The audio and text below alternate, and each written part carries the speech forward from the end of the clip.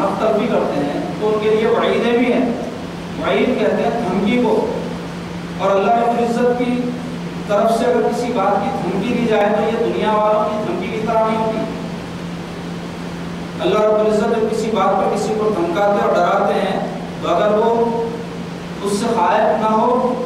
اور ہردرمی کرے تو پھر اس دھمکی کے اندر جس بات کے عذاب کی خبر دی گئی ہے اس کو ضرور پہنچتا ہے, ضرور اس میں مبتلا کیا جاتا ہے.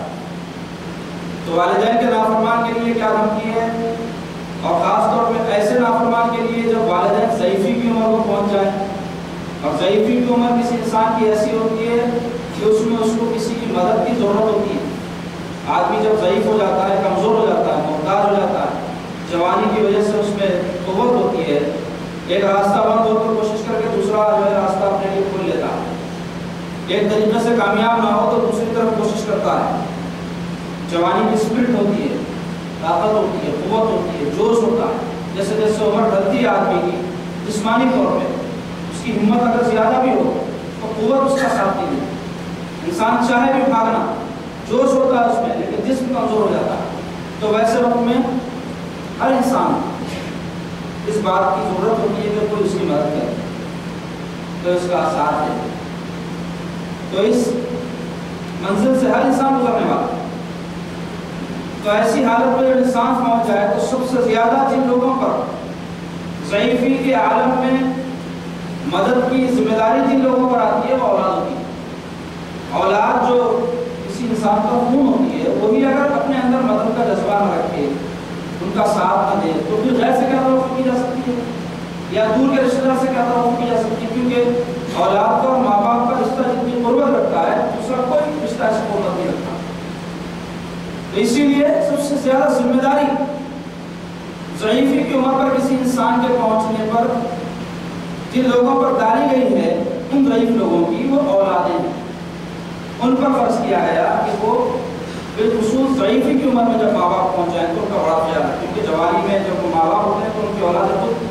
چھوٹی ہوتی ہے اور ان کی اولاد کو ماں باپ کی ضرورت ہوتی ہے. جب ماں باپ ضعیف ہو جائیں تو ماں باپ کو اولاد کی ضرورت ہوتی ہے. تو اسی لیے اللہ رب العزت نے فطری طور پہ جو چیز مناسب اور بہتر تھی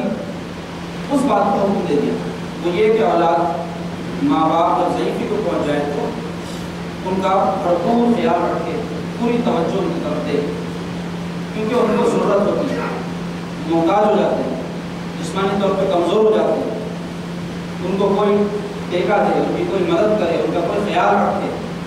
اس بات کی زیادہ ان کو ضرورت پڑ جاتی ہے.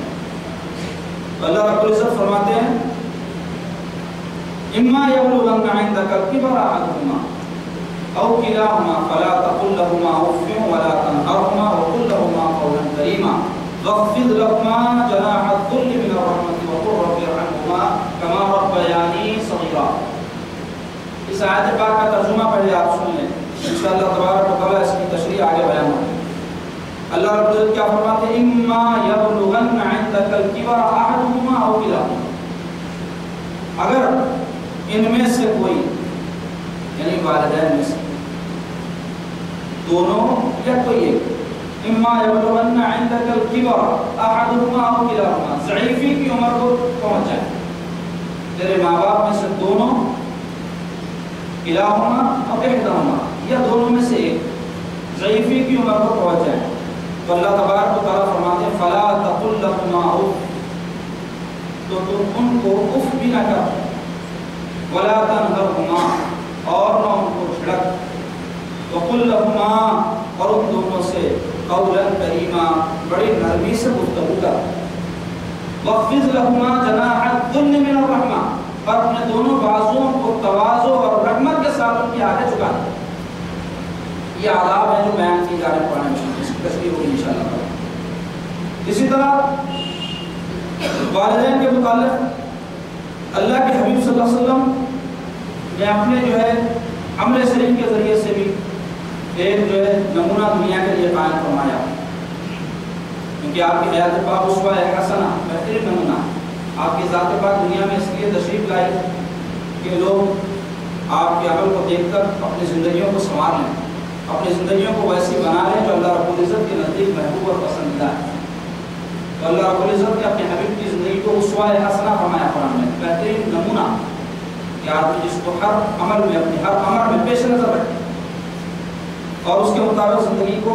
اس سانچے میں ڈالے، تب اللہ رب العزت کے نزدیک اس کی زندگی پسندیدہ ہو، اس کا عمل محبوب ہوگا۔ رسول پاک صلی اللہ علیہ وسلم کے والدین کو حضور صلی اللہ علیہ وسلم کے بچپن میں ہی مثال فرما لیں۔ البتہ جس خاتون نے آپ کو دودھ پلایا تھا وہ آپ کی رضاعی ماں یعنی دودھ پلانے والی ماں ہوتی، اور رضاعی ماں کا حکم بھی سگی ماں کی طرح ہے کہ اس کے ساتھ بھی اسی طرح کا معاملہ اور سلوک روا رکھنے کا اللہ اس کے رسول نے حکم دیا ہے۔ تو نبی پاک علیہ السلام کا عمل پاک یہ تھا کہ بی بی حلیمہ دائی حلیمہ جب سرکار پاک صلی اللہ علیہ وسلم کے پاس حاضر ہوتی تو آقا علیہ السلام ان کے لیے کھڑے ہو جاتے، اپنی جو رومال پاک یا چادر پاک تھی اس کو بچھا دیتے اور ان کو اس پر بٹھاتے، ان کے ساتھ بڑی محبت اور نرمی کے ساتھ گفتگو فرماتے۔ اگر وہ حضور صلی اللہ علیہ وسلم سے کوئی چیز مانگتی تو حضور ہر حال میں اس کی تکمیل فرماتے، اور جب تک وہ چلی نہ جاتی حضور ان کے ساتھ بیٹھے رہتے۔ تو یہ عمل پاک حضور کا بتاتا ہے کہ ماں کے ساتھ کس طرح کا رویہ اور سلوک بندے کو رکھنا چاہیے۔ اب آئیے آپ کو والدین کے حقوق کیا ہے اس کی کچھ تفصیل بتا دوں۔ والدین میں ماں کا درجہ باپ سے بھی بڑھ کر رکھا گیا ہے، ماں کی فضیلت باپ سے بھی زیادہ ہے، اور اس کی وجہ کیا ہے تو جاننا چاہیے کہ اس کی وجہ یہ ہے کہ ماں کا سلوک اولاد کے ساتھ باپ سے بھی زیادہ ہوتا ہے، ماں کا احسان اولاد پر باپ سے زیادہ ہوتا ہے۔ قرآن پاک میں اللہ رب العزت فرماتے ہیں وَوَصَّيْنَا الْإِنسَانَ بِوَالِدَيْهِ،